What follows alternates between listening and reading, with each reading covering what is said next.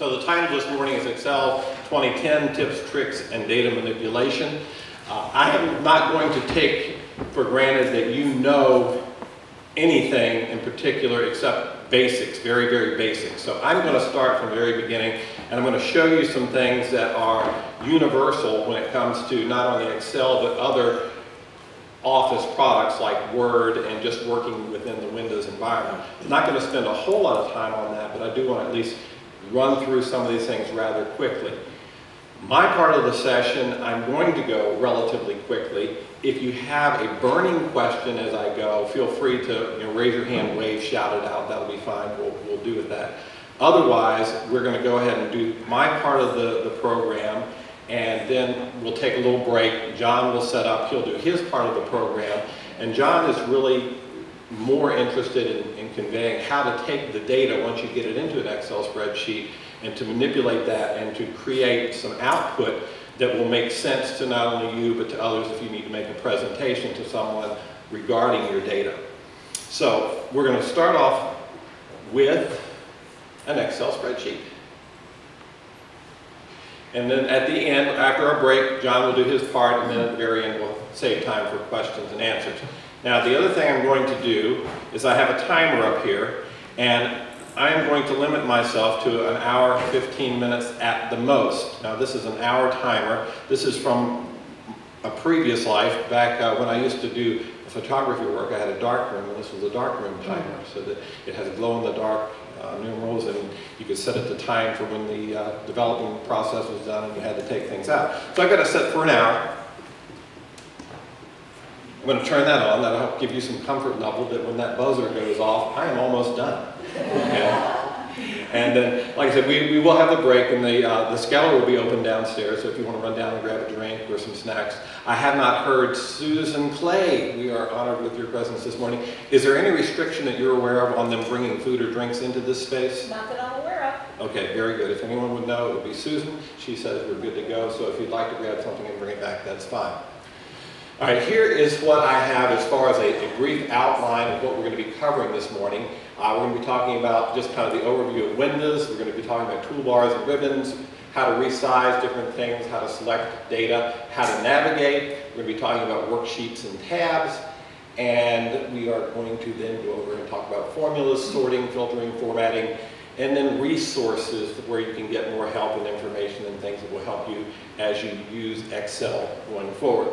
All right, so first of all, let's talk about Windows. Okay, we're in a window right now. This is a window. At the very top, you have a toolbar, a title bar, and then on this title bar, if you click your mouse in there, which is the area up here where you see these little icons and just a slightly colored bar at the top, if you click on that, you can drag your window around wherever you want. If you point to the top or the bottom or the side, you will get a double pointed arrow. And if you click and hold your mouse down, you can slide your windows up, down, left, right, based on where you've clicked. If you point to a corner, you get a diagonal arrow, and you can resize to your heart's content in that direction. Now, let's say we had a couple of windows open. Let me just go ahead and open PowerPoint here. And now we've got two windows. A quick way to arrange those so you can work with both of them is right-click down here on your taskbar at the bottom, and you can show your windows side by side. So now if you, for example, had data over here that you wanted to copy and paste, you can just click on it, select what you wanted, Control-C to copy, bring it over here, Control-V to paste. And so you can jump back and forth between your windows very easily in any Office program, moving data from one point to the other. Not only that, you could also, if you so desired, actually copy an entire section. Let me just insert a new slide here. Just a little bit bigger. Double click the title bar, brings it up full screen, and I'm going to put in a new slide, and I'm just going to put in a blank slide here just for giggles. And now I'm going to double click the title bar again, and it brings it right back where it was. That's restoring it. Now you do have these buttons over here where you can make it maximized, or you can restore it, or you can minimize it, which puts it down on the little bar at the bottom. Click it and it brings it back up. Or you can just double click this to maximize and restore. All right, so let's say if I wanted to copy part of the spreadsheet, I could just highlight that, and I already did Control-C, but I'm going to right click this time, and I'm going to copy. I'm going to come over here, I'm going to right click, and I'm just going to paste. And it gives you different options. You can point to them and see what they're going to look like, and then you can paste your data in. So if you have data in a spreadsheet, once you have it formatted the way you want, you can highlight it, copy it, and paste it over into your PowerPoint presentation or your Word document or what have you. All right, that's all I'm going to show you on that. I'm going to close that out. I'm not going to save that. And if you've selected data and you want to unselect it, just hit your Escape button on your keyboard, and that unselects it. Now I'm going to maximize this one more time so we can get back in there. So now we've seen how we can use our windows, we can resize them, we can move them around, we can have multiple windows. We can also do the same thing within Excel. So for example, right now I just have one Excel spreadsheet open, but if I wanted to open another one, I could do the same thing. And then up here, I would have two sets of buttons. Let's see here, let me do that. Where I could actually resize the windows within here and sort data between two different spreadsheets. All right, so the same thing in kind of a mini format within the actual program. All right, now at the very top of the title bar, we've already talked about, you can double click to resize that. And whenever you double click to resize, it always brings it back to the size that it was when you last maximized. So I maximize, I double click, it brings it back to whatever size and position it was previously. So if I move it down here, maximize, restore, it's going to take it back to that position. All right, up in the upper left-hand corner, and this is true again in all Office products, you'll see a little set of buttons up here, and depending on your computer and the way it was originally set up, these buttons will vary. But this is called your Quick Access toolbar, and this is where you can put little buttons that are convenient, that you use a lot, you use all the time. There will be a few that come there by default, like the Undo button and the Save button, but you can customize that. There's a little drop-down arrow button here. If we click on that, you'll see some choices. So for example, if I wanted to do a quick print, okay, that's a handy little button I put up there. And so if I just want to print my spreadsheet as is, where it is, I don't want to go in and tell it how many copies, I don't want to go in and tell it I want it front and back. I just want the default print, and I want to print one copy of it real quick. If I have that button up there, that's the quick print button, I just click on that and it automatically sends it to the printer. Bam, it's done. So you have a number of different things that you can put up here according to your preferences of what you would like to do. If you find that you sort A to Z a lot, you can put a sort ascending button up there, and vice versa. So there are all kinds of buttons up here that you can use that are on what are called our ribbon, and we'll talk about that in just a minute. But those, for the most part, can go up here. You can also, these are some of the normal ones, the most common ones that you'll see people use, but you also have more commands. So you can go here and actually select anything that you can do in Excel with a button click and put on that Quick Access toolbar. So it originally, when you first come in, will show you popular commands, which are things that probably for the most part are all that you will ever need. But if you are really into this, you can actually go in and choose all commands, and then you can see whatever you like to do, however you like to manipulate your data, whatever little fun things that you have that you are using all the time, any command that can be done with a button, you can actually put on that Quick Access toolbar. Okay? So it's just that simple to put something on. If you want to remove it, you just right-click on the button itself and choose Remove from Quick Access Toolbar, and now it's no longer there. So very easy to change. The other thing you can do if you want to actually, you don't want to have to move your mouse all the way up to the top left-hand corner. So let's make it a little bit easier. If you want to, you can show this below the ribbon, and so now it's down here. So you don't have to move your mouse quite so high in the corner. Okay. All right, so let's put this back up above the ribbon where we were. All right, now this is the ribbon here. Going across the top, okay, we've got the title bar, and then these are our menu tabs here, where if you click on any one of those, it gives you a different part of the ribbon and different commands. Okay, so you see all those. And most of the things that you're going to do, you're going to have on your home ribbon. If that gets in your way, sometimes I want a little more real estate. Like right now, I don't even see the bottom of this text box that I've inserted over here. So I want a little more real estate. So I'm going to go up here, and here's my little ribbon button, and I can collapse the ribbon. And what that does is it just temporarily makes it disappear. Now you still have all your tabs up here, so if you click a tab, it comes back. If you click off of it, it disappears. So that way you have a little bit more screen real estate to actually work with your data without having that extra space taken up by the ribbon. You want it back, it's just as simple as clicking that button again, and voila, it's all back. Now, additionally, and if that quick access button bar just doesn't float your boat, you can actually customize this ribbon even further. So again, down here, you can right click on the ribbon, and you see we now have, in addition to our quick access, which we got up here as well, you can customize the ribbon here. Now remember, there are at least 2 ways to do virtually everything in any Office product. So for example, let me just go back just a level here. I showed you up here how you can minimize the ribbon by clicking this. Well, if you right click, it also has a minimize ribbon. Okay? Now another thing, once you have opened one of these menus, you may have noticed that some of the letters are underlined. The A in add to quick access, the C in customize, the S in show, the R in customize the ribbon, the N in minimize the ribbon. Once you have a menu bar open like this, if for example you are running the mouse with one hand and the keyboard with the other hand and you're really coordinated, you might want to, instead of having to, once you open that menu, click on your choice, you can just hit the N, the button that's underlined for minimize, and if I hit the N key on my keyboard, it minimizes my ribbon. So 3 different ways you can minimize your ribbon. I mean, that's way more options than you probably really need, but nonetheless, there are 2 to 3 ways to do virtually everything in any Office product.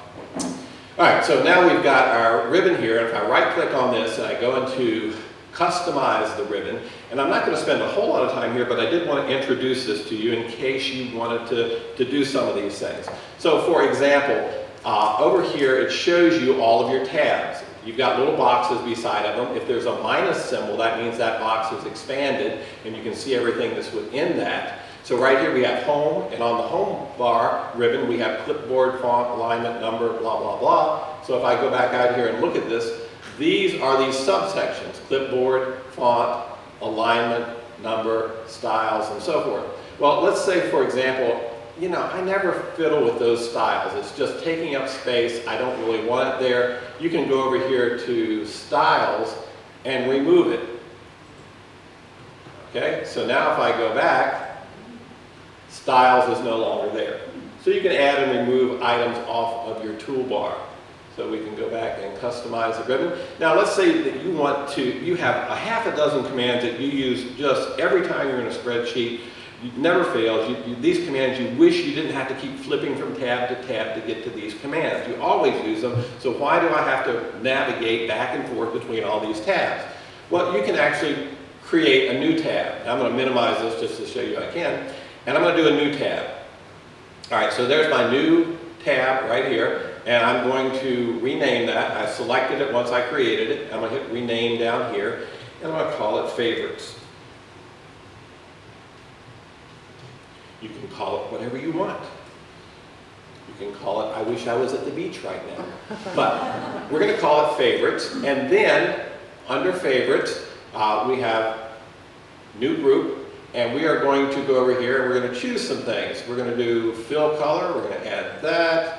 We're going to put font color, we're going to add that. We're going to do let's do freeze panes, that's a fun one. We'll add that one.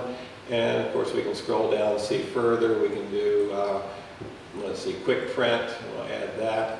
All right, so now I have a new section customized with all this information in here. Okay, so we'll hit OK. And where is it now? Favorites, okay. So there's all my favorite stuff right there, okay. You can either do that at that level and create a tab, or you can actually do them up a level and put them, for example, under home. I could create here a new group under clipboard and have additional things. So you can get in there and play around with that. Like I say, I don't want to spend a whole lot of time on that, but just show you that that's a possibility if you like doing things like that. All right, now here's our data. I have some sample data here. And you'll notice that I have columns and rows. The columns go up and down. I have A, B, C, D, E, F, and G. Those are my columns. If I want to select an entire column, I can click the letter at the top and it will select the entire column. If I want to select a row, I can click the row number, 1, 2, 3, 4, and it will select that row. You'll notice that in column A, I have some hash symbols, some pound signs, as it were. And what that means is if your columns aren't sized correctly, if you don't have room for all of your data, if there are numbers in there, it just puts these little hash marks there that says, there are more numbers here than I can actually show you. All right? So all you have to do is place your mouse cursor in between the A and the B. And notice it becomes a left and right pointing arrow. If I click and drag to my right, voila, I've made my column bigger, and now there are no more hash keys, there are only numbers. But now I've got a lot of extra space, so I wasn't sure how long those numbers were, so I'm going to drag it back here a little bit. Okay, so that looks a little bit better. So now I've got that one resized. But now I look over here and I see, okay, there's some text here. If you look up here, this is our little formula bar. It shows us the entire text. Even if it's truncated here, it will show up here. So this is wastebasket, and I only see wastebot. Well, wastebot is not everything I really need. I want to see the whole thing, so I can click and drag that as well and get to see wastebasket. Now, that's one way of doing it, and you can manually size and resize and fiddle with it until you get it exactly like you want it. But when you copy and paste data in from another spreadsheet, most of the time what's going to happen is it's going to come in under the defaults. And so all the columns are going to be the same size. And depending on the data, you may need a wider column or even a narrower column. So there's a very simple way of handling that where you can resize all of them to the optimal setting automatically. Now we've seen how to select a row, and we've seen how to select a column and a row, but if we click this little button here in the upper left-hand corner, we select the entire worksheet. Now, if we place our mouse cursor between any set of columns, we have the double arrow button. I'm going to double click and watch what happens. And voila, it automatically resizes the columns to their optimal size for the data that's in those columns. So now you see wastebasket is showing fully, and there's no extra space at the end of it. You'll see all of our dates are showing, and there's no space, extra space anywhere. Okay? You see our units and our costs actually shrunk where the others expanded. So again, double selecting the entire worksheet and double clicking, you get optimal column size and width. Now, if you want to select data, if you want to select an entire data cell, point to that cell and notice your mouse cursor is a white cross, kind of like the infirmary. If you click that, it takes that entire cell and selects it. Now, if I were to hit delete, that would disappear. If I were to hit delete, that would disappear. Thank you. Now, sometimes you may, in your mouse-a-tee, accidentally click something or delete something or create havoc. You move cells, you do something. There are common things that can happen. For example, let's say if I were down here and I double-clicked, oh, what happened? My selected cell jumped up there. I meant to select that cell and it jumped up there instead. If you select a cell and you point to the edge of the cell where you have a four-way pointing arrow, if you can see that, if you double-click, it takes you to the top of that column. Well, sometimes we do things, we accidentally click something and we might have it here and we accidentally click and drag and all of a sudden it's over here. Oh my gosh, what have I done? Well, the good news is there's this little undo button up here. Fortunately, it's on a quick access toolbar. So you can undo that, and you can undo that. You can undo that, or you can redo it. It'll go back to 200 errors that you've made. So you can continue doing and undoing things for quite some time. Now, the caveat to that is once you save it, you can't undo it. All right. So as long as you're in your workbook and you're working, you screw it up, you can keep undoing it until you're back where you're comfortable. Okay? If you hit the save button, your undo is done, and you are undone. But as long as you're working in it, you've got that undo as a little safety factor. So a single click selects the entire cell, and say for example I wanted to make that text in that cell red, I do that and it becomes red. If I wanted to bold it, I could do that, you know, whatever. Once I select a cell, I can do multiple things to that cell. I can also, with my four-way white cross, I can click one cell, and again with that shape, as long as it's that four-way white cross, I can drag down and across, and I can select multiple cells. Okay? Now, whatever I do up here is going to affect all of those cells. And of course we can undo. But what if I just want to do one cell and I just want to change something? Let's say for example I misspelled waste basket. I meant to have waste bucket. Okay, so what I do is I put my cursor on that cell and with the white cross in the middle, I double click. That puts me in edit mode, and now I can edit within that cell. I can highlight it, I can click within a word, pretty much anything that you would want to do in a Word document you can do in here as far as editing. You've got all of your text, font buttons up here, things that you can do. Okay? So now I'm going to go back and put waste basket back the way it was. All right, so let's say we want to select, but we have certain data that we want to select. It's not necessarily all contiguous. Don't you love that word, contiguous? It's not all together. So if you have contiguous data, you can click and drag and select it thusly. But what if you wanted to select something that wasn't in that area? You want to select something somewhere else. All right, well, what we can do is we can select in a number of ways.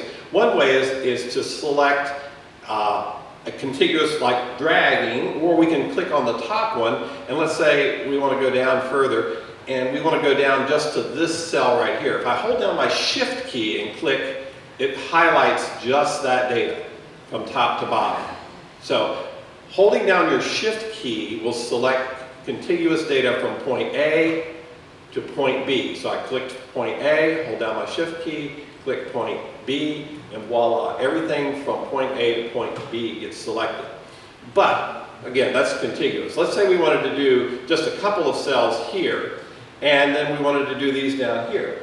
I can hold down my Control key, and I select this, and I select this, and I select this, and this.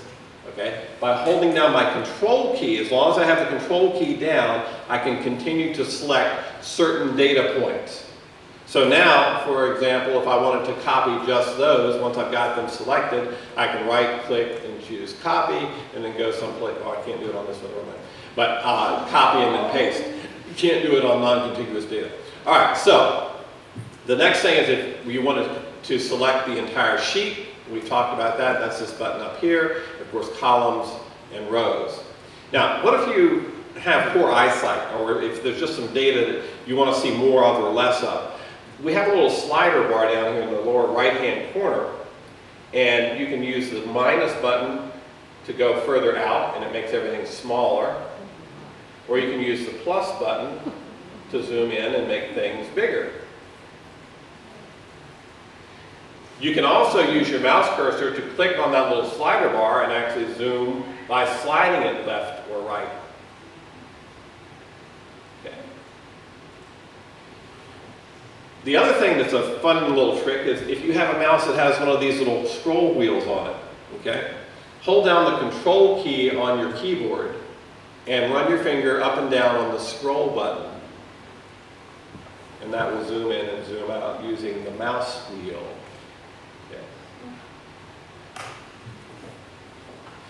If you're in a spreadsheet and you want to get to the very bottom of the spreadsheet quickly, and this is sample data, but sometimes you have huge spreadsheets with a lot of data on them, and you want to jump around quickly, you can hold Control and hit the End key.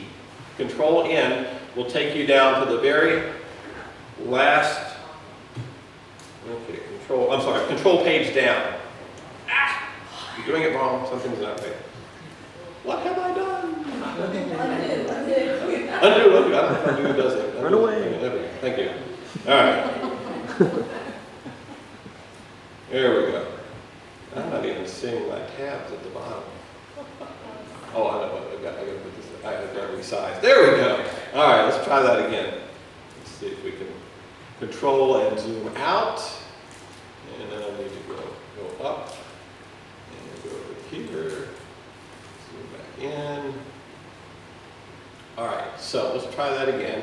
I'm going to put my cursor in a cell, and I'm going to do Control Ends. There we go. That takes you to the very bottom of your spreadsheet in the very last cell. If I do Control Home, it takes me to the very top of the spreadsheet, the very first cell.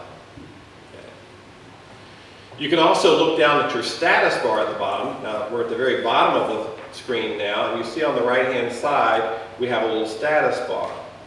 Okay? And we have some view buttons down here as well. And you can see right now we're looking at it in normal view.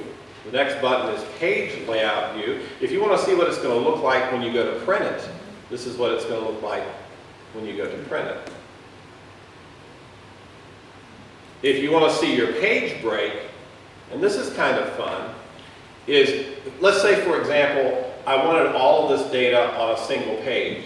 Well, right now, if I go to File and Print, you see I can't get it all on one page. Now, I could rotate that. Right now, I have it set up to portrait orientation. I could try doing landscape orientation, and that helps. I get some of it, a little bit more on a sheet. But if I want all of that to go on a sheet, here's what I can do. Let me go back to my home here, and remember I'm down here. I'm down here, I'm in page break view. Notice the little blue lines. Those show you where your pages are going to break. Now, realize doing this, you're going to resize the text. You know, it's going to be smaller. But if I really want to get all this on one page, I can click this blue bar. I'm going to drag it down. I want to make sure I get all of the text box on a single page. I'm going to drag this one over.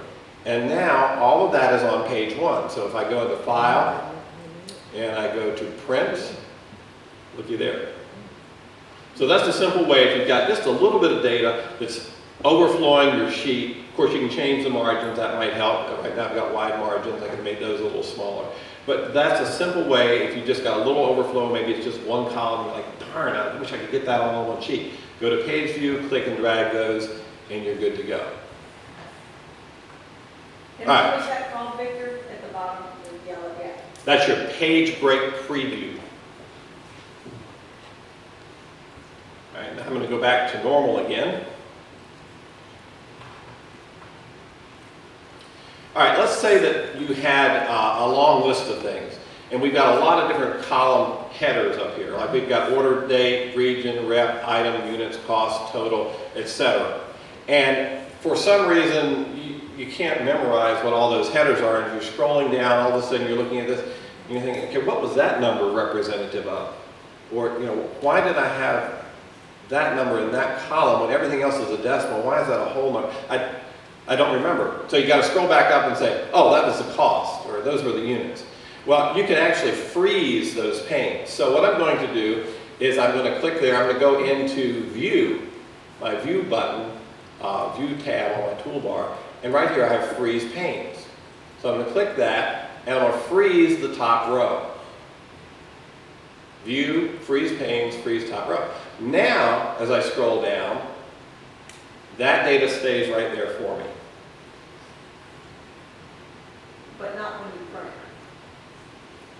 But not when you print. No, you set that up in Page Setup. Yes. You can have the header row repeat. Yes.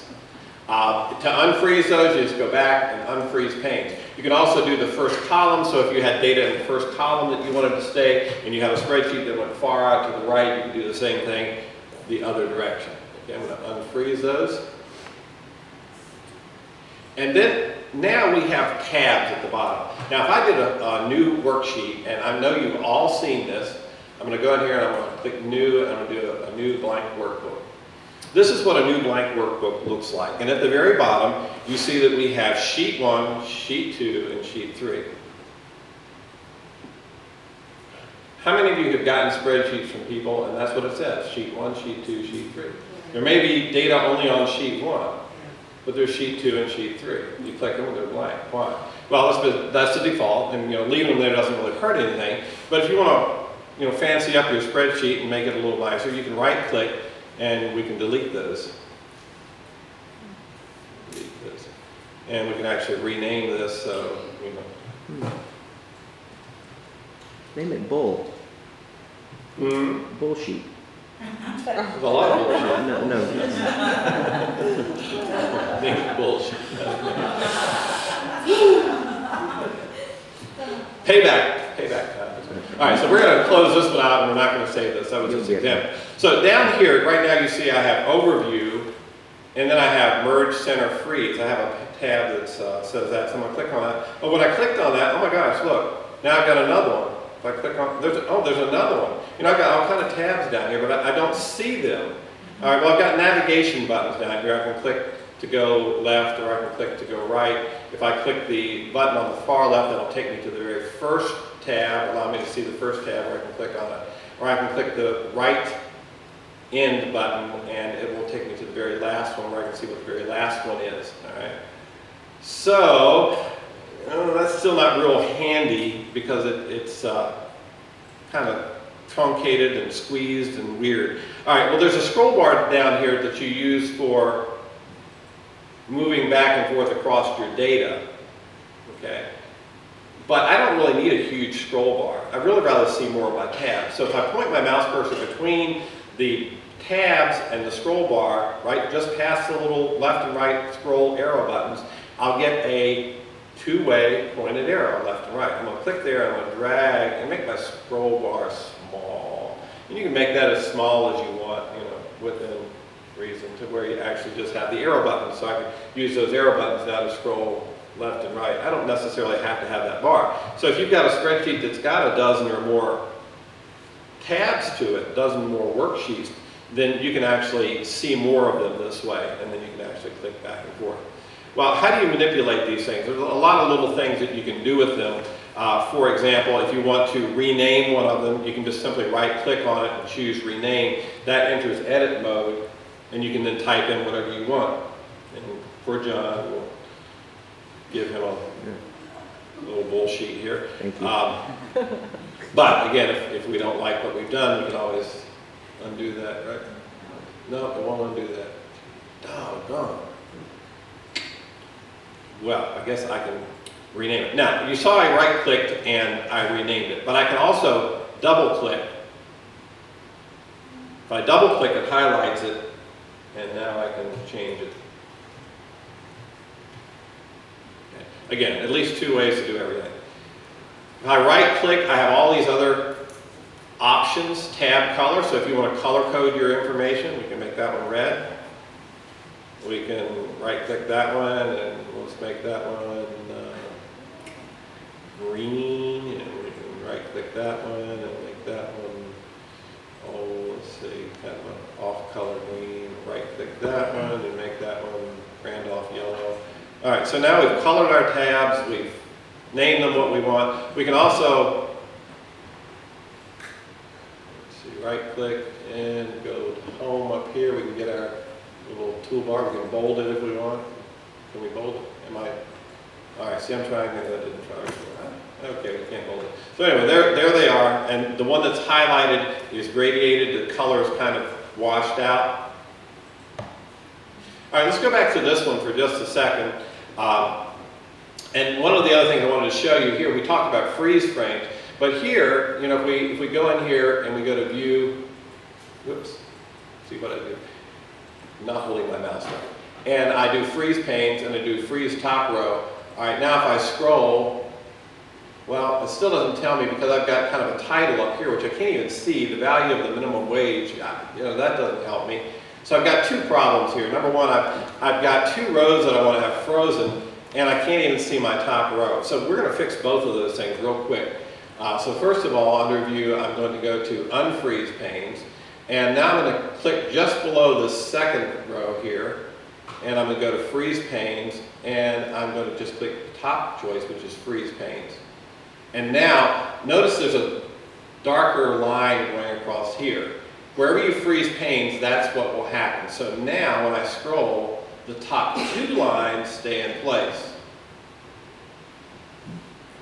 And again, just simply unfreeze when you're done with that. But now up here, I've got a problem because I typed this information in my first cell, but obviously, unless I want to make that cell really big and spread my data out, I'm not going to see all that information there. So how can I fix that quickly and easily? Well, what I'm going to do is then, again, get my four-way cross here, a little white cross, and highlight all those cells. I'm going to go back to my home, and there's a nice little button here that's called Merge and Center. So I click Merge and Center, and voila. It merges all those cells together and centers the text, so now it all stays there as I scroll, and it's all visible. And if I go down here to Page View, it's not compatible with freeze pane, so there you go. But that shows me what it's going to look like when I print it. Go back to normal. All right, go back to the Overview tab. All right, so now we're down here working on our hide rows and columns. That's our next thing. So if I have a column, let's say for example, for whatever reason, I don't want to know who did what here. I just want to see where they were from and what they did. I can highlight a row and just go up to Format, sorry, ignore that, Format, and choose to hide and unhide, and I'm going to hide that column. So now that column is missing. Now notice I still have B and D, but there's no C. So I can just see that data. I can go back in and of course hide and unhide, and I can unhide that column I just hid. You can do the same thing with your rows. Now our worksheets down here, let's say if we wanted to insert a new worksheet. Default you have 3. If I want to put a new one in, there's a shortcut, keyboard shortcut, where I do Shift F11 and it automatically puts in a new sheet for me. Now once you have a sheet in, you might not want it at the beginning, so you can click and you can drag it. Now notice that little dark arrow button that's pointing just above the tabs? That shows me where it's going to insert when I release it. So if I release my new sheet, there it is. And I can of course go in and do everything else to it that I had done previously as far as renaming it, coloring it, etc., etc. If I want to copy a sheet, let's say I wanted to copy this one, I can right click and I can do Move or Copy. And it gives me options here. So I can move it, actually books that I have open, but I don't want to do that. But let's say if I want to move it to the very end, I can do that. If I want to create a copy of it, let's say I want to leave that one where it is, but I want another one because I'm going to go in and manipulate the data even further on a copy of it, I can select that and then hit OK. And now I have the same tab, the same name, except it has the number 2 in parentheses. Of course, again, I can go in and rename that to whatever I want. Can you do that sheet one again? How did you put that in there? Sure. There are 2 ways to do it, or at least 2. What I did was the Shift F11. Was it Control F11? See, I don't remember what I did that. Control? Shift F11. Okay, well, I've got to get off the, I'm in the edit room. Remember, that's why I'm working. Shift F11. Okay. And that 6 one in to the left of wherever you are. I was on Overview 2, so it put the sheet 3 in just directly to the left of that, because I had been there. Okay. The other thing you can do is simply right-click and insert. Right-click gives you a menu, and you can do all this stuff just by right-clicking down here on any one of the tabs. Just right-click, and you can insert. You can delete a tab. So, for example, I've got sheet 3 here, and I really don't want it. Right-click, and I can delete that tab. Sheet 1, right-click, I can delete that tab. So right-clicking on a tab name will give you all kind of options, things that you can do. Okay. If you will have a very lengthy spreadsheet where you have lots of these tabs, you can also, over here on these little arrow keys, use your right mouse button. I'm going to right-click on here, and this gives me a list of up to 16 tabs. Now, if you've got a spreadsheet that goes over 16, you only get 16. But if up to 16, you can click and it will jump you directly to that tab. So a right click on those little arrow buttons. So I'm going to go back to Overview, and voila, there we are. You can also move between them with the arrow buttons on your keyboard. So let me go down and click on a tab.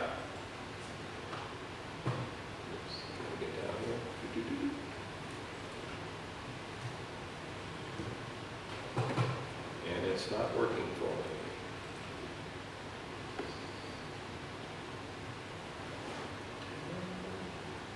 All right, what am I doing wrong here, John? Is it the keyboard specifically that's not responding?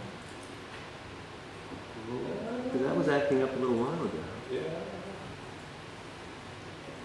All right, that's not a big enough issue that I'm going to worry about right now. Normally, you should be able to use your arrow buttons to move between the tabs. Of course, for some reason, I am not letting me do that now. Okay, you can ignore those. You can try them. They may or may not work. You can also use control page up and page down once you're on the tabs, and that should jump you between them. And something I'm not doing right, I'm not quite sure, but we'll move on.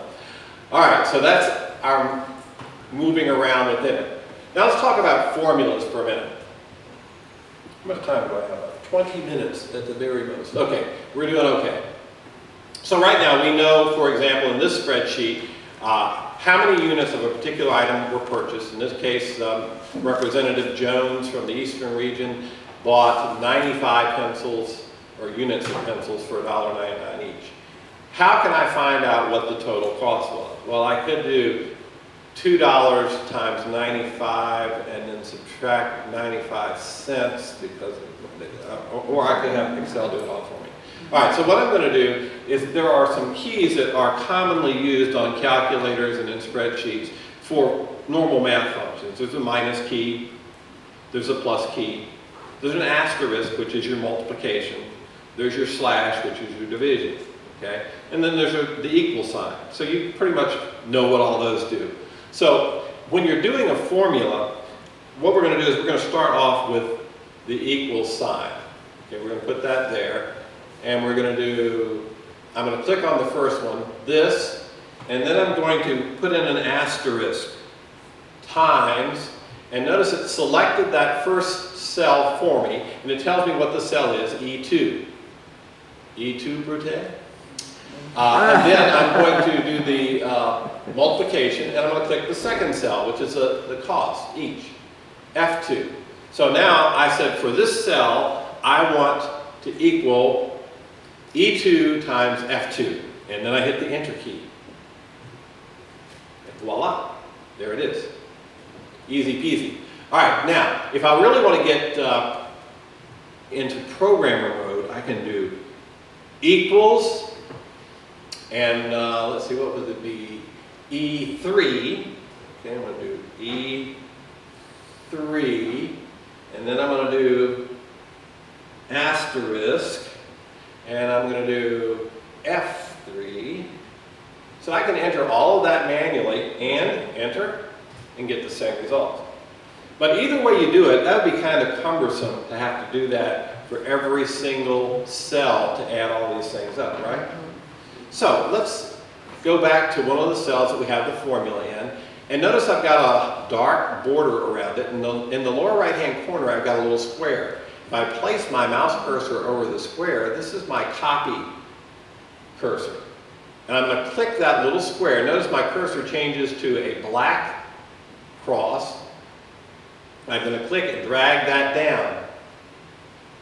When I release, it has now created that formula in all those cells and adjusted. So now, if I click here, it makes the assumption that you want to replicate the same type of function you did on the previous row on this row. So now instead of saying E3 and F3, it says E6 and F6, which is what this row is, row 6. So I can do that down the entire column. Just click and drag, take it down to the bottom, and it'll keep going all the way down to the bottom of your spreadsheet. On and on and on and on and on and on. Okay, there we go. Now, I release, and there are all my data points. Voila. Victor, at one time they used to call it dragging fill handle. That's what you're doing, is that dragging the fill handle. Yeah. And if you take it one more, the answer is 0 because I have no data there. Now, here's another shortcut. You know, we've seen the undo button. Hold down the control button and press the letter Z. Whoops, let me get off of the computer. Control Z undoes what you just did. And you can do Control Z repeatedly. Every time you do Control Z, it goes undo, undo, undo, undo. So if your hands are on the keyboard and you don't want to use your mouse to go up and use the bar, Control Z will undo all kinds of good stuff. Okay? So now I'm going to go back and redo what I just undid so we get our data back in there. All right, so now we have done our basic formula, multiplying for totals, but now let's say we want to sum. Okay, we want to know how many total dollars were spent. Okay, so we go down to the bottom, and this is a very simple one. We go up here, this little sigma symbol, and we just click it. And it assumes you want that column. And notice it does G2, which is the second row, because the first row has the headers on it, all the way down through G87, which is right here. And all I have to do, once I click that button, is hit enter, and it gives me the total sum for that amount. Okay.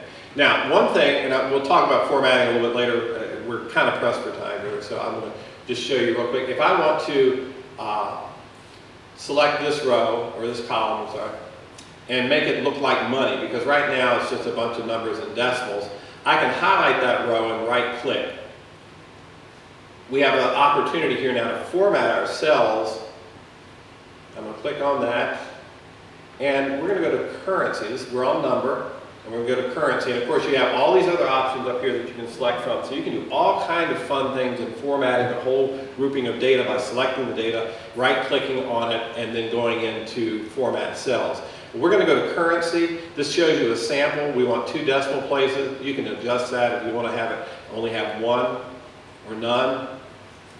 It will round for you, but we're going to have 2, and we're going to leave the dollar symbol. You can actually get rid of that if you want, or you can use the symbols from other countries as you prefer. Okay, and you can choose how you want your negative numbers to display as well. Red, black, parentheses, minus sign, whatever your preference is. Then you hit OK. And now everything in that column is formatted as a money item. Victor, Yes? you highlighted down the column to your bottom cell. Isn't it better a lot of the time to click like on the G, then it highlights the entire column? You can do that. Formatting that entire column, so then as you add. Yes, absolutely. If that is a good point, that will then format those cells below that, even the ones that are blank, so it will be consistent. The reason I didn't do that is because not all the cells are dollars, and rather than going back and changing this or having potential issues with it later, I just left that one unselected. But yeah, you're correct. There are lots of different options and what ifs on that, but yeah, absolutely. And you could have done this too. You could have done both of these at the same time, and then right-clicked and done format cells and chosen currency, and then OK. And then again, it does both of them since they're actually both money. Okay.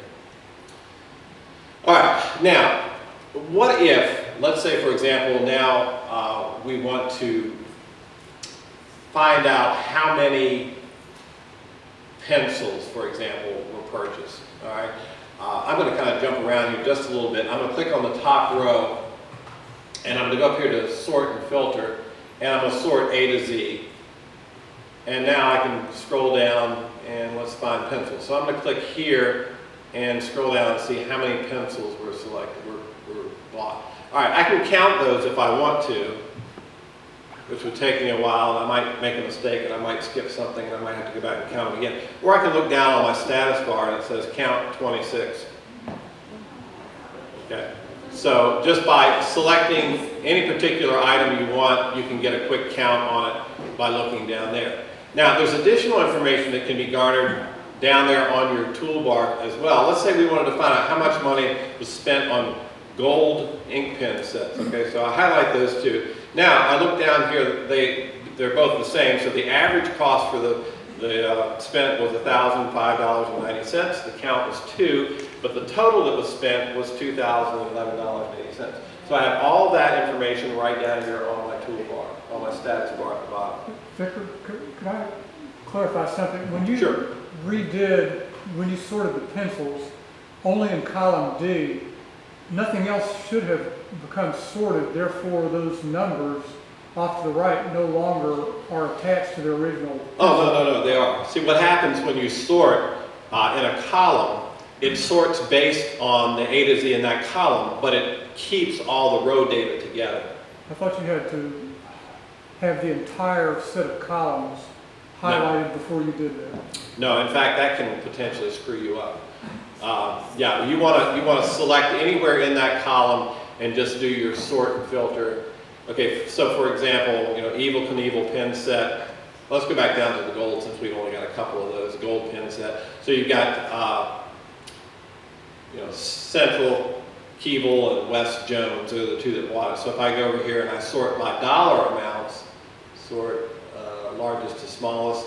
Okay, now if I scroll up to the top, let's see where, down to the bottom. Where did I go? What have I done? Top, there we go. All right, so now I scroll up here to the top, and here are our pin sets, and we've still got, oh, here we are, yes.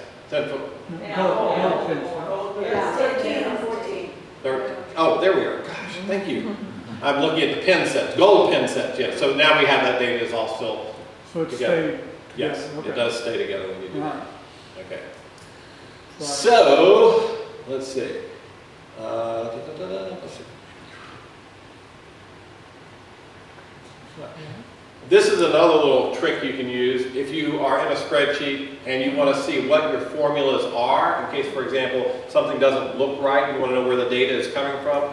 The other thing you can do is hit Control and a little tilde button, which is this little symbol here, Control and the tilde, and it will reveal all of your formulas. For example, I've got a sheet over here, and by looking at this, you don't know at a glance where your formulas are and where it's actually numbers that somebody entered. So if I do Control and the little tilde key, all of a sudden now it expands it and shows every cell that has a formula in it, and it shows what those formulas are. So if you were to have a discrepancy somewhere where all of a sudden you would look over here and say, oh, we've got 14 plus 14 here and 14 plus 14 here, somebody made a mistake. You could spot errors in your formulas at a quick glance. So Control tilde puts those out and then takes them back again. All right, so let's go back over now since we were talking about formulas. Here's a practical example of a sheet that I put together that I use for cell phone bills. Now this is an old one and the names have been changed to protect the innocent, of course. But again, I'm going to click here and double click to resize my columns the way I want them. And what I've done is I've created a cell phone distribution list, and everybody that has a cell phone, I have their account that they're being billed to, I have their phone number, their names. Then there are a couple that are flat rates, and so we put that money in there.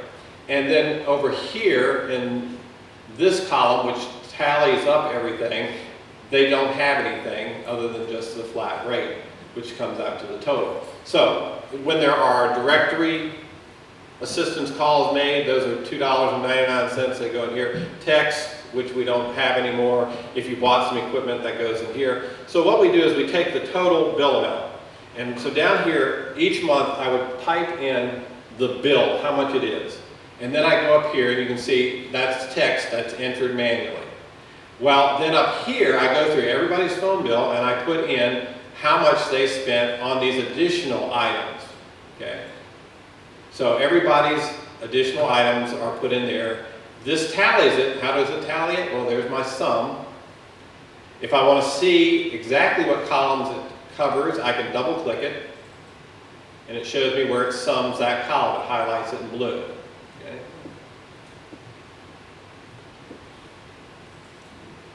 And over here, same thing, highlight that column. So now I've got all of my ancillary costs in addition to just the base cost of the phone. I subtotal those over here. So this shows me if there are, and in this instance there aren't any that are duplicated or have more than one column of data, but it would add all those together here. So again, if I double click here, I can see what the sum is, all those columns together. And sometimes there might be some, in this case there aren't. And then it gives me the total down here.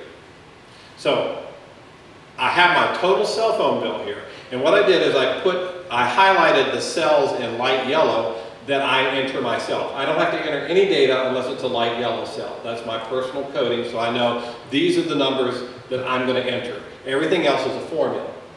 So now I have minus adjustments, and that's just text that I put in there, minus adjustments equals.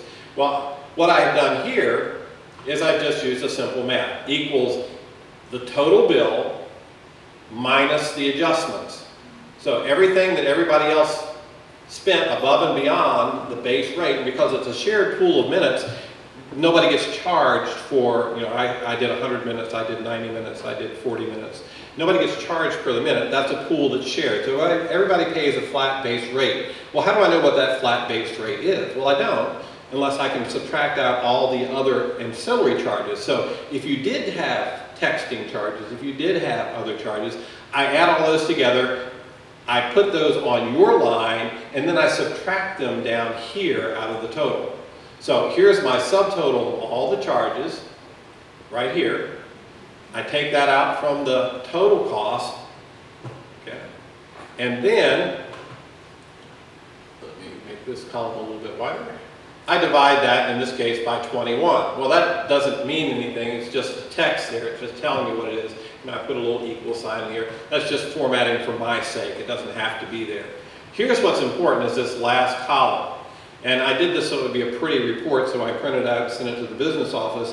They would be able to see all this data in a very nice fashion and understandable way. But now, what I do is I take H27, which is the total bill without the adjustments. That's just a flat rate that's left after everybody's been pulled out for all their ancillary charges.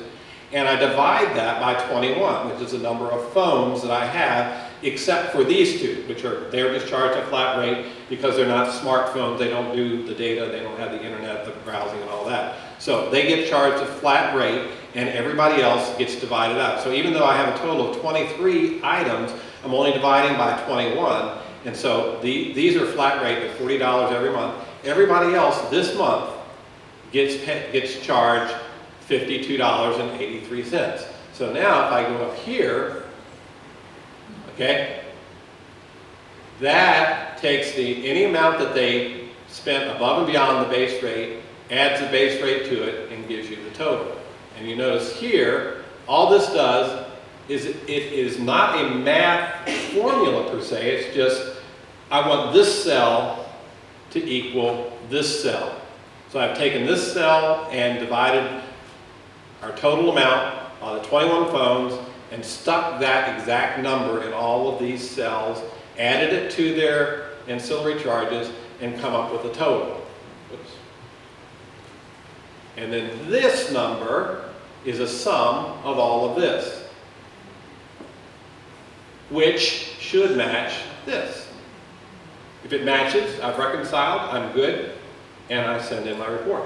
Now, if I scroll down a little further, because some of these departments have multiple phones, if you look over here at the accounts, there may be, like here we have two that are charged to the same account. So what I've now done is down here is I put the accounts separately and put the total charges. So if I look up here in my formula bar, I see this is L5 plus L11 plus L20. And of course, if I click on that, it will highlight those, and I can double check to make sure that these are correct as far as the accounts they should be drawing from. So now when the business office gets it, they don't have to go through and add all this up. I've already done it for them, and it's right down here. And it's just a matter of taking these cells and putting in a formula that tells it what cells above. So this one, there's just a single cell phone on that account. Single cell phone on that account. So it's a simple thing to put in, that equals that cell. If there are multiple ones, I put in that equals that cell plus that cell. Or you've got some that have a lot, so it's that cell plus that cell plus that cell plus that cell, and so on. So you can use these techniques to create all kind of cool little spreadsheets to do what you would like for them to do. All right, filtering. Let's come back over here for just a second and look at filtering. So we've talked about sorting, and we know that we can go in here and sort A to Z, Z to A, and all that. But if we click on the top button and we go up here to sort and filter, we have a filter button here. And I'm going to select that. And now it gives us these little drop-down buttons at the very top. So, for example, if I want to just find everybody that was in a particular region and what they spent, I can now go down here and unselect all and just select, let's do central region and hit OK. So now the only thing I'm actually seeing here, if you look in column B, are the people from central. So now I can go down here and I can sum. And so I know that the people in the central region spent that total amount of money. Control Z to undo. I can also further sort it. Let's say I want to see how many waste baskets they bought. So I can click the little drop down here, unselect this, and just choose waste baskets. Or maybe I want waste baskets in gold pin sets, since they're all kind of wasteful. All right, so we click OK. And we see from here what they've done. Now again, I can do the sum button, but since I got just a short little column, I can also do this. And now I can see down here what the sum is. I can see how many items they got in this category. I can see what the average was. Now, there may be other data that you're interested in. So down here, okay, that gives me about, that's my 10-minute warning. Give myself 10 more minutes. He's hard on himself. Thank you for doing this, John. So now, oops, I gave myself 10 seconds, not 10 minutes. 10 minutes. And now I'm 9 minutes and 50 seconds, 50, 49, 48. All right, so let's say there may be other data bits that you would like to have immediate access to down here on the status bar. I can go down here and right-click on my status bar, and I can now choose other options, right? In this area is what we're really interested in. These are our numbers. So I can choose, for example, if I want to see the maximum amount somebody spent. All right, so the biggest expenditure was $1,879.06. I can see the minimum amount. So the minimum amount somebody spent was $539.73. And I can also get a numerical count. What's the difference between a numerical count and a regular count? Well, if I hit numerical count, I've got 7 and I've got 7, right? All right, well, let's go back out here for just a second and let me do this. Now notice the count versus the numerical count. The count is how many items I've gotten selected. Numerical count is which ones of those items actually have numbers in them. So you might have subcategories or headers within a column. You can select that whole column and you could get a count of how many column cells you had selected, but then you could get a numerical count that would say, well, out of those 143 cells you have selected, there are 132 that actually have numbers in them. Okay? So those are just data bits that you can add or take away. Again, right-click, and we're not interested in the maximum, we're not interested in the minimum, and we really don't care about the numerical count. So now we just have a couple of things down there. And those will appear as you need them. So in other words, when I'm clicked on an empty cell or I'm clicked on text, you won't see that data. But if I click on a section that has data that's relevant, it'll show you that information down here. Okay?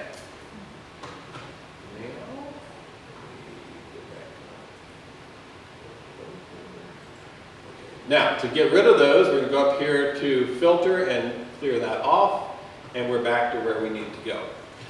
All right, so to wrap it up, I'm going to talk about formatting real quick and then give you some resources. Formatting is pretty much like you're used to in a Word document. There are some variances and exceptions, but for the most part, you're going to have the same options that you do in a Word document. So you've got the ability to bold, italicize, underline, all that kind of stuff. And all you have to do is select that text. Pretty easy to do. One thing that's kind of fun for me is if you want to have a header row and you want it to stand out a little bit, and like I did on the sign-in sheet here, I have a header row, but it's black and the text is reversed out so it's easier to see, and it makes it a little neater looking, a little clearer. You can do that relatively easily in your spreadsheet by highlighting the row that you're interested in doing. You can go up here to fill color and you can choose a fill color by clicking the little drop down arrow. Now often when you see a button, you'll see a little drop down arrow. It's kind of divided into two parts, and the default is the part to the left. So if I were to hit this now, it's going to make that yellow. But if I don't want it to be yellow, there's a little drop down arrow button to the right of that, and if I click that part of the button, it gives me all these options. Okay? And then I can actually go down here if it doesn't have what I want, and I can choose more colors. You know, I've got lots of things. Or I can actually customize it, where you can actually click and drag this little sucker around and make it whatever color. It shows you the current color and shows you what the new color is going to be. So let's say I want it to be yellow, but I don't like that yellow. So I want it to be more of an orangish yellow kind of thing. So notice this gradient bar here. This gives you the tones within that range. So once you have a general color, you can actually go in and slide that up and down to make it lighter or darker. So under this window, you have the ability to choose virtually any color you want, okay, for your toolbar. All right, let's make it a very dark, let's go here, maybe kind of a very dark burgundy almost. All right, so I hit OK, and voila. And now that becomes the default until I change it again. So if I wanted to do another row, I could do it like that, and just click the color side of the button, and voila. Now, the problem with that is with that color, it's very dark. You're not going to see it very well. You print it out, particularly if you just have a black ink printer, it's not going to show up good. So you can highlight that, and then you can change your text color. Same thing, I could make it red by clicking here, or I can click the little drop down and just choose a color. And probably want to make it white so it stands out really good. So select the white, and voila. Now I have my header bar, the background is colored, and it has good contrast. I can also select that, and say I want it to stand out even more. I can go up here and increase the type size by doing this.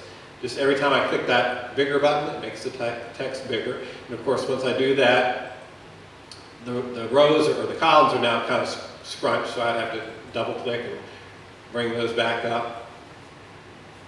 You can do it individually, or I can select the entire sheet and just double click once, and it sizes them all appropriately. Okay? So nice little ways that you can format. And again, pretty much anything that you can do in a Word document you can do here. The only other thing I want to show you on formatting is putting in lines. So for example, if I went right now to look at what this is going to look like if I were to print it out, I don't see any lines here. It's just an open sheet. So I'm going to go back now, and I'm going to select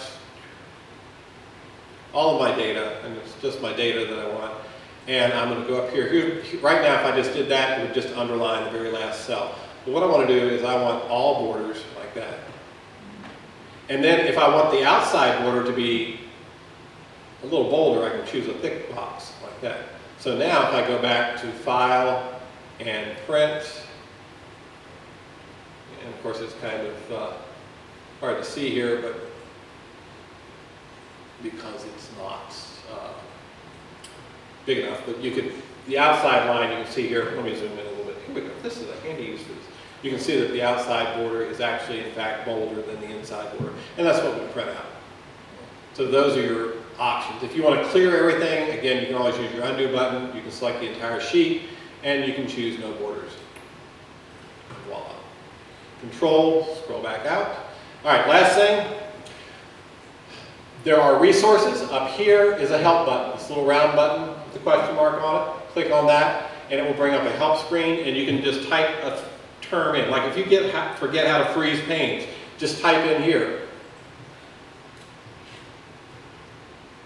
freeze, and do a search. Freeze or lock rows or columns, select it, and then it'll go through and tell you step by step how to do what you need to do. Sometimes there are even little videos that are included in it. All right, so that is your first and foremost line of defense. That's a great way to get information on how to do something. The other thing is to just kind of play around. You know, save your sheet, bring it up, and play with it. You know, if I right-click here, what am I going to get? Right-clicks will always give you menus. You know, well, what does a hyperlink do? Go in and click things, play with it. Just don't save it. So if you screw it up royally, don't worry about it. Just play with it. Play, explore, try. You're not going to screw anything up if you don't save it. You know, just bring it up, play with it. If you want to bring it up and save it under a different name, you'll have your original. Save it under, play sheet or test sheet, and then you can do whatever you want to, and you always have your original data to go back to. The other thing you can do is Google. You don't need to reinvent the wheel. Some of you, for example, you might need a spreadsheet to keep track of students and grades. You might need a spreadsheet to keep track of acquisitions. You might need a spreadsheet to keep track of inventory. You can go out to Google and do a search and get templates on virtually anything that you could imagine in Excel. It may not look 100% the way you want, but you can go in and do some minor editing and fix it. So you can Google almost anything.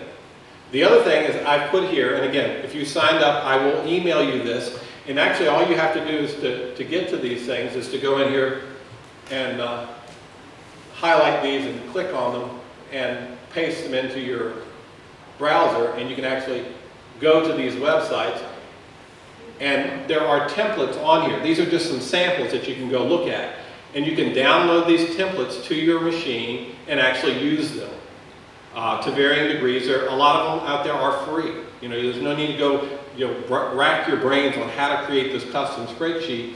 If it's inventory, go out and do a search on Google. Inventory Excel spreadsheet or free inventory template, and just look and see what you can download for free, and then a few little tweaks and you got it made. You might have to change the headers or the row names, but basically the work is done for you.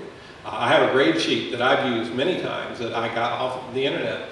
Downloaded the template, went in and changed the header, put in some school logos and changed some of the columns they had, but they had the formulas already in there. I'm done. It is now time for a break. When we come back, we will be getting into actually how to manipulate some of this data once you get in. John Keener will be leading that part of the session. And then we will, again, at the very end, he's going to save a couple of minutes, and we will have opportunity for questions and answers. I'd like to kind of compare this to a fish dinner. When you have a dinner of fish, if you have a big fish on your plate and it's a whole fish, you eat the fish and you spit out the bones. This session is kind of like that. The things that I've gone over, hopefully there's been at least one thing you've learned that you didn't know. Some of you probably learned 2 or 3 things.